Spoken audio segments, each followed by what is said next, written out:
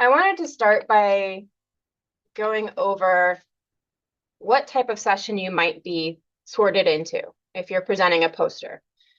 So how you need to prepare is dependent on what type of session you're in.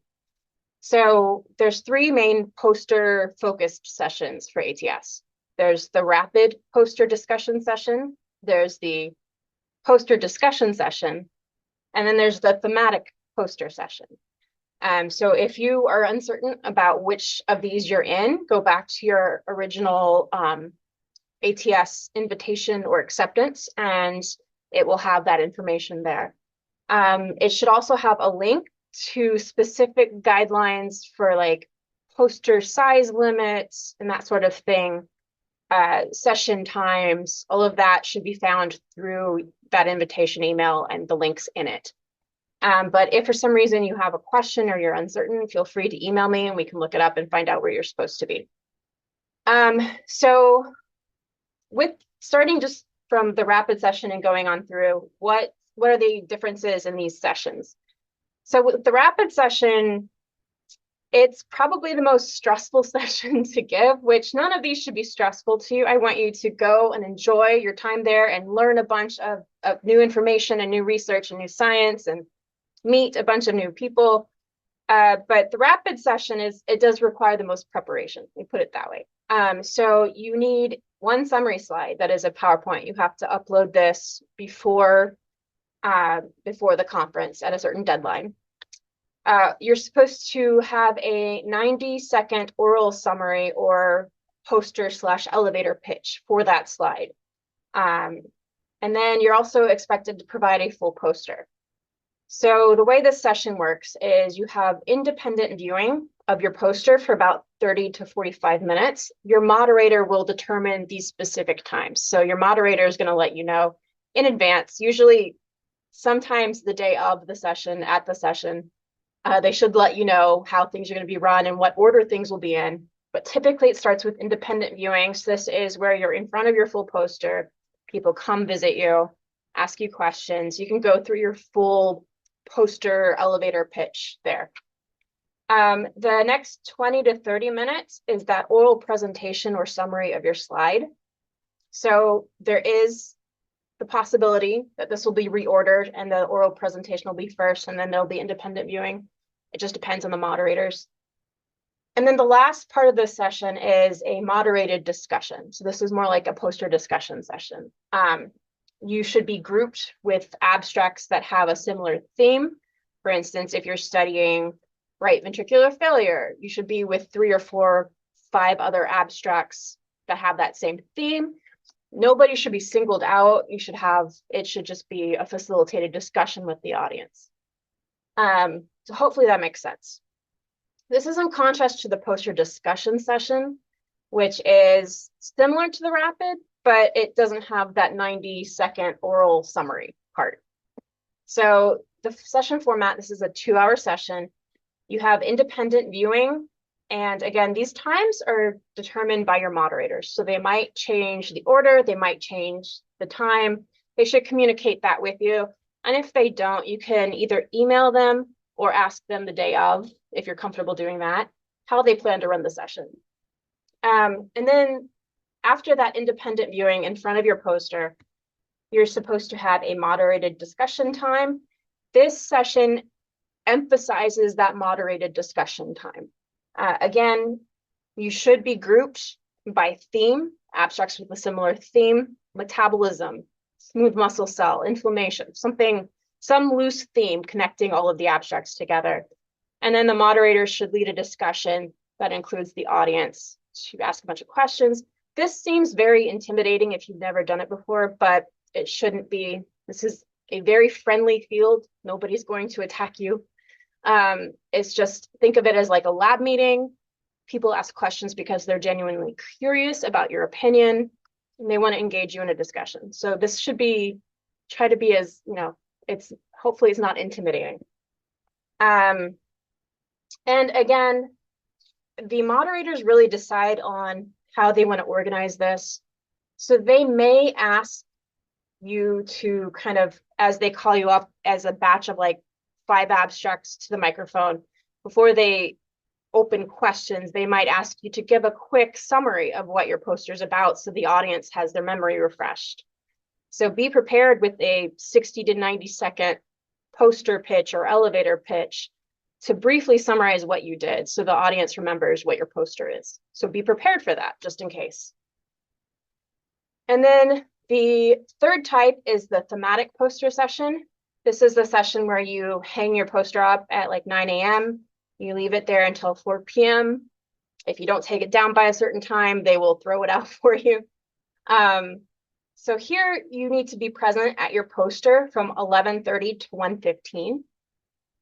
There is a facilitated discussion. You should have moderators come by your poster, so that should occur between 11:30 and 12:30.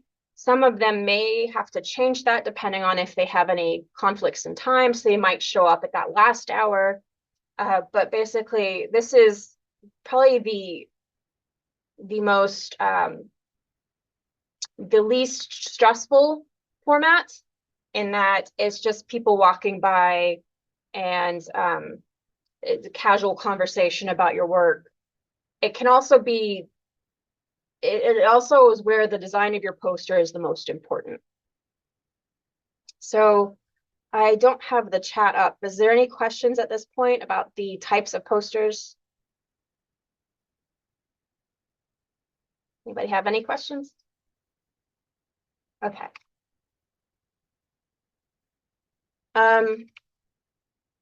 So I wanted to kind of briefly touch on some things to consider when you're going to design your poster. And your poster, it's totally personal preference. This is where your style and how you think, your aesthetic, how that plays into your poster, it's going to influence your poster, basically. But you need to consider when you're designing your poster, when you're choosing colors, when you're choosing font sizes, when you're choosing what images to use, you do need to consider how your poster is going to pull in people walking by, because that's your goal. Your goal, no matter what session format you're in, when you have a crowd of people walking by, you want them to stop at your poster and chat with you. That's the goal. So design really plays a key part in that. So really minimize the amount of text on your poster. This usually occurs in figure legends. You want to use the least amount of text as possible to kind of get a point across the important points. The title of whatever section can be the major finding of that section. In the figure legend, just keep it very simple. What cell type you used, what animals you used, the numbers, how you stained it, like very, very brief figure legends. When you've designed your poster, you want to practice how you're going to talk about it. You don't want to give a 10-minute talk about your poster unless that person is really interested in what you're doing and really engages with you in a conversation about what you're doing. Then you could spend half an hour. But for most people, they just want to kind of get a general idea of what you're doing. And so you really need to practice your poster/elevator pitch. I've seen people kind of offer varying times from like 60 seconds. I prefer a 2-minute poster pitch. I feel like this is a short poster pitch. It allows you to kind of get through the major takeaway points in your poster with enough detail to kind of get across what you're doing. But you need to practice this. You can't do it as people are coming up to you. It doesn't work that well. And so the whole point of the poster sessions is to communicate your work. So you really do need to prepare ahead of time. So you can brainstorm some questions. I have found, in my experience, no matter what question you think somebody's going to ask, they never ask it. They ask something you've never thought of. And that's the beauty of these sessions. They're going to make you think. They're going to have a different perspective from you. They're going to ask a different question from you. But it is reasonable to sit down and kind of brainstorm some questions that you might be asked and come up with some responses you want to have to those questions, in particular if it's kind of a controversial topic. And then kind of reflect on what you want to gain from your presentation. Is this for you more of a training experience to kind of learn how to communicate your science, which is such an important part in our field? Do you want to get some suggestions or feedback on your experimental approach, some other people's ideas or insights into what you could do better or what they're doing? Is it a way to network? So poster sessions are really, you have mini symposia and symposium when you get up and you give a podium talk, and those are great. But poster sessions are really where you get to meet people, you get to chat about scientific ideas, you get to take the time to exchange thought. So they're so important and they're so valuable for you, no matter what stage of career you're at. So really, really spend some time in the design of your poster. So some tips from ATS's website specifically. When you're designing your poster, you need to think about what you want the viewer to remember. You want the message to be as clear as possible, again, keeping it simple. You want your important take-home points to stand out. Don't bury them in text. You want a balance. I would say go more towards the illustration or images over words. You want the flow in your computer or in your poster to be very clear, so that if you're not present, it's clear what you're trying to communicate. And that's really hard to do, but you do want it to be so that if you are not there, somebody can come up to your poster, get why you did what you did, what you were testing, how you did it, and what you concluded. You want them to be able to follow that through without you there.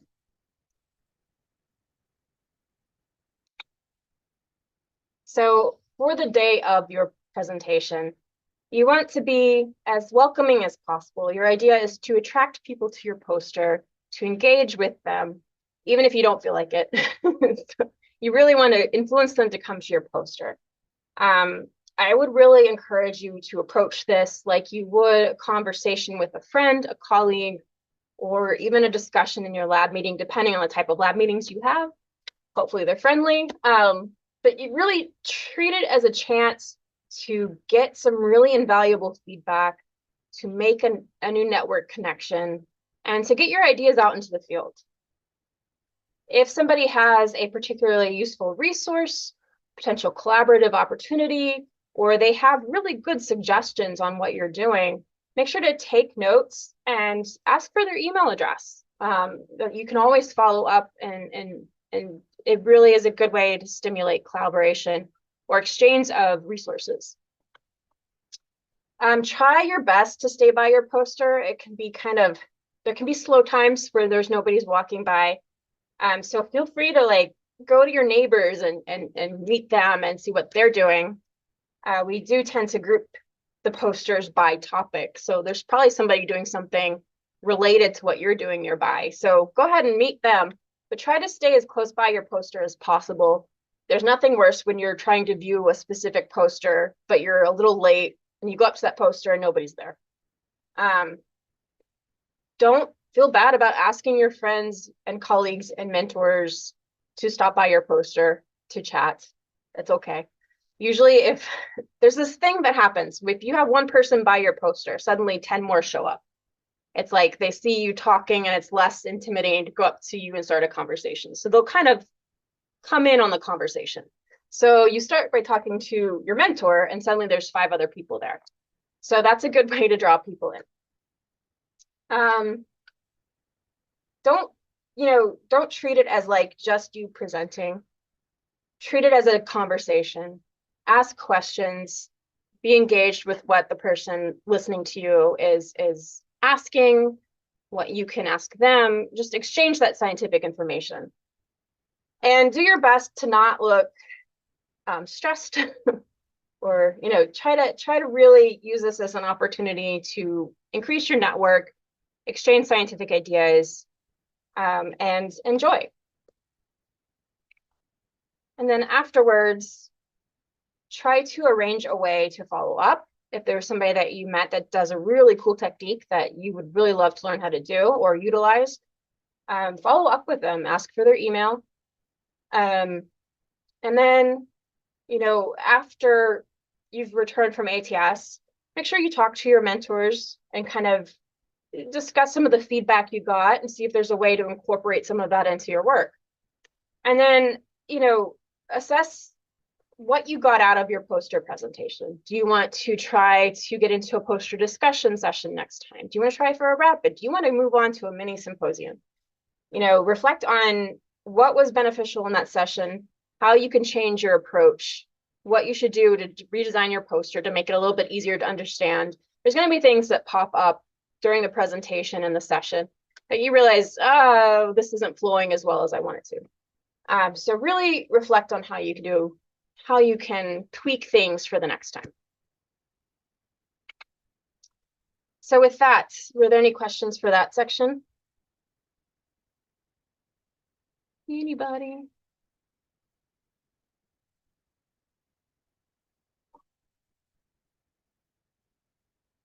Okay.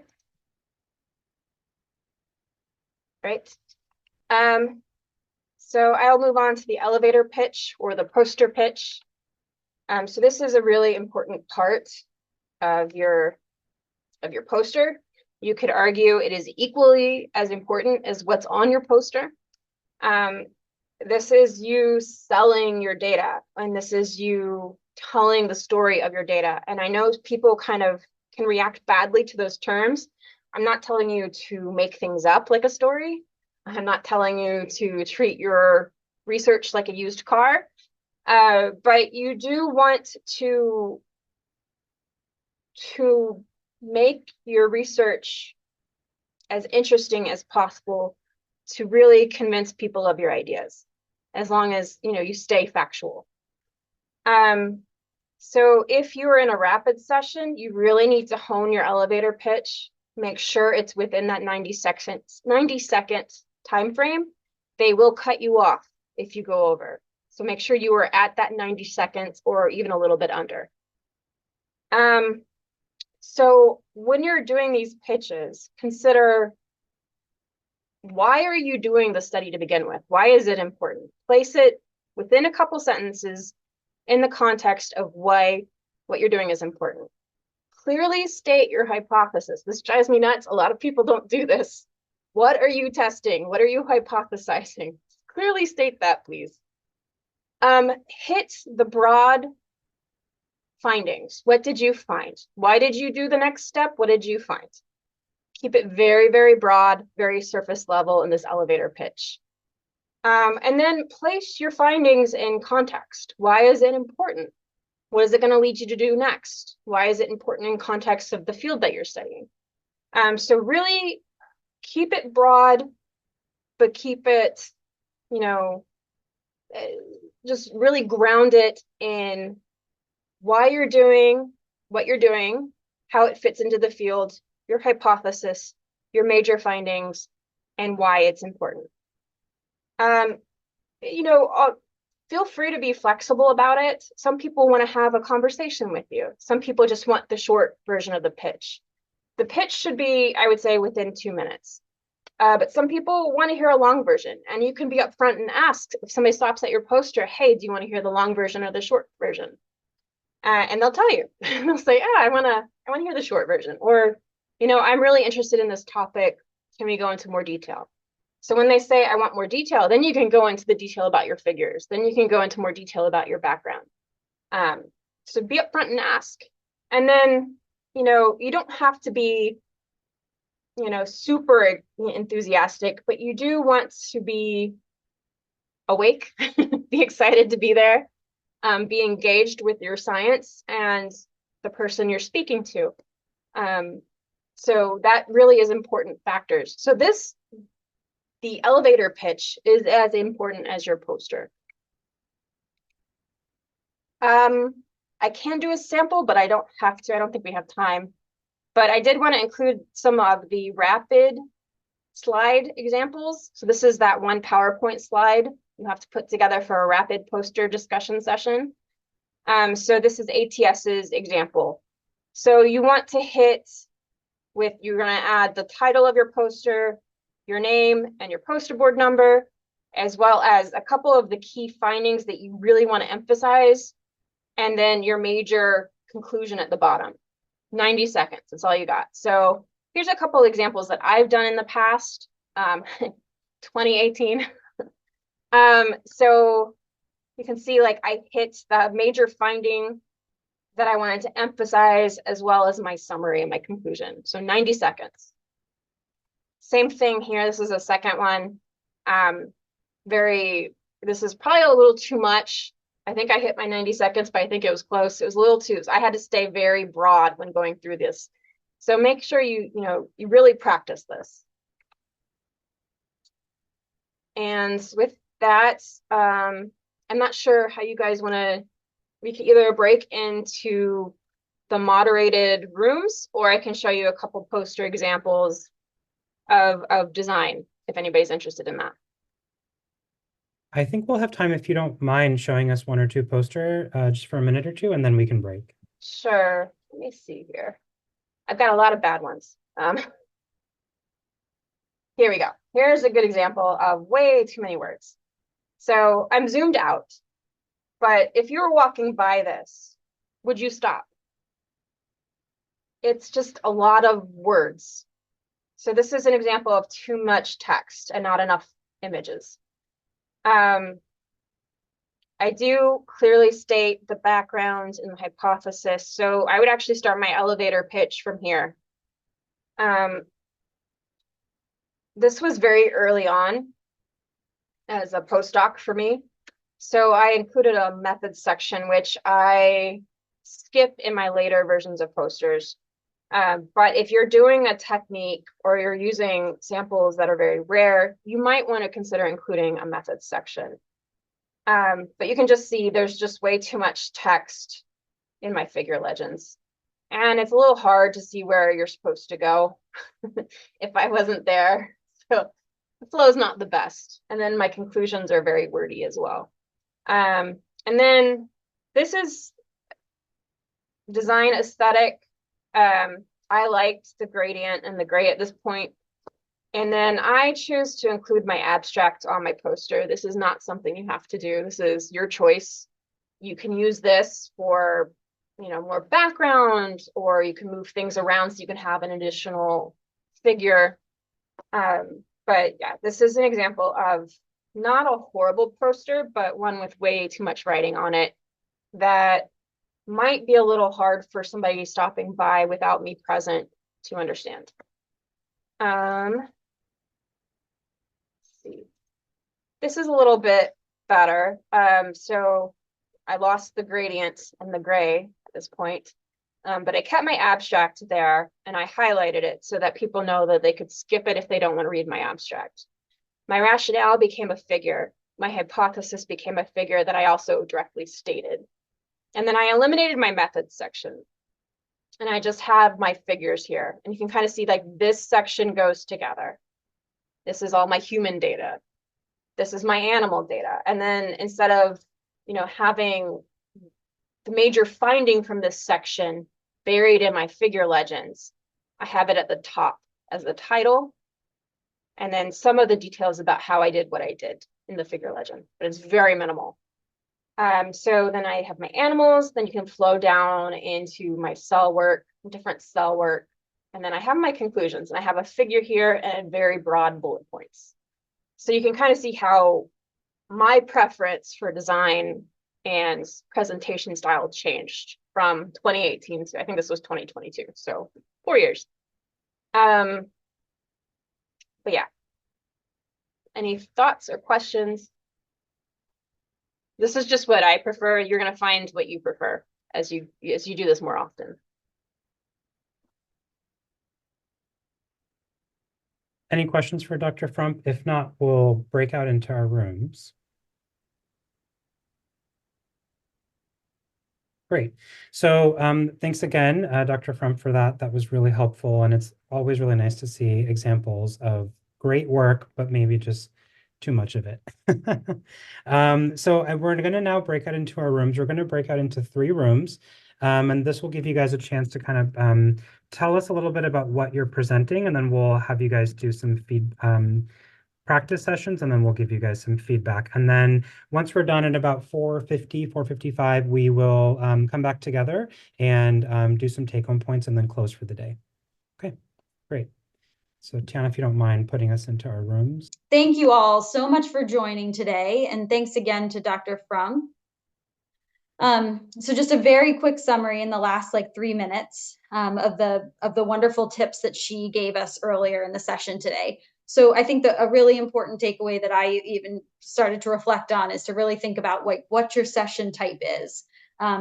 You should have emails and you could have to log back into the ATS website, but there is a ton of information about exactly what it is that they expect of you. And I was so impressed by all the progress that my group had made already in preparing for ATS, but there's a wealth of information about what they expect. So the next thing is you all are doing by even just being here today is to prepare ahead of time. Practice just as you did today and get feedback, particularly on your poster. Keep your poster simple and favor pictures and diagrams, as Dr. Frump showed us those wonderful examples. And then also just practice your pitch and think about maybe potential questions. So on the day of the presentation, the biggest sort of advice that we got today, I think, was to just sort of engage with as many people as possible and to really treat it as a conversation that you can sort of get something out of and enjoy yourself in those conversations and really just try to learn. Take notes. I've always forgotten paper and a good way to take notes just easily as I'm going through the day, and I've always wished that. Afterwards, follow up with people who you talk to and reflect on the information that you are on, reflect on how the day went, on how your presentation went, on what worked and what didn't work in your poster. And because hopefully we'll all see each other again in 2025. So in terms of the elevator pitch, we talked about thinking about it really like a story. I think my group did that very well, sort of putting it in the context both of their own experience and their own research trajectory, which is really helpful to visitors, as well as also in the context of the greater research that you're trying to answer a question within.